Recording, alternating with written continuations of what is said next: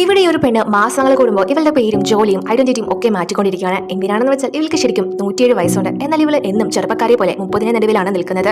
അതുകൊണ്ട് തന്നെ എല്ലാവർക്കും ഇവളെ സംശയമാണ്. പോലീസും ഇവളെ അന്വേഷിച്ച് നടപ്പാണ്. ഇവൾക്ക് എന്തുകൊണ്ടാണ് ഇങ്ങനെ ആയതെന്ന് വെച്ചാൽ ഒരിക്കലും ഇവള് കാറിൽ പോകവേ ഇവൾക്ക് ഒരു ആക്സിഡന്റ് സംഭവിക്കുന്നു.